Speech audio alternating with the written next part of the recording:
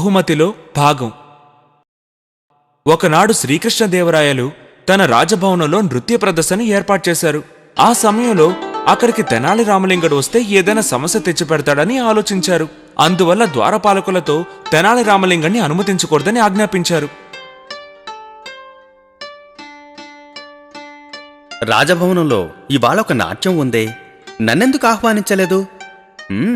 బహుశా రాజుగారు మర్చిపోయి ఉంటారు. మనమే వెళ్ళి చూద్దాం.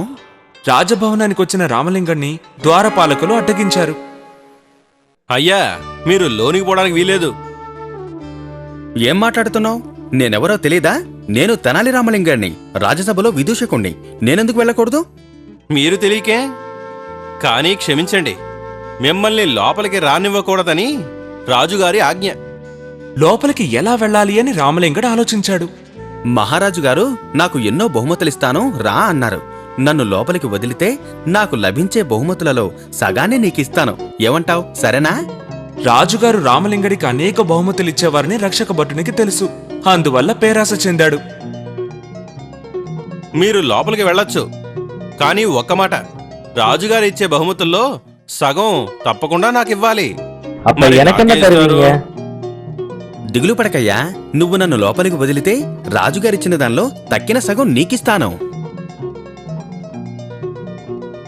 రక్షక భటులు చాలా సంతోషించారు.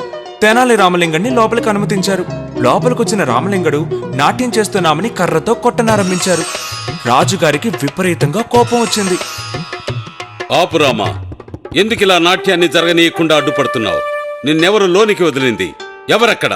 అనుమతి లేకుండా రాజ్యసభలో ప్రవేశించినందుకు ఇతనికి 100 కొరడా దెబ్బలు కొట్టండి. ఆహా, చాలా అద్భుతమైన బహుమతి మహారాజా.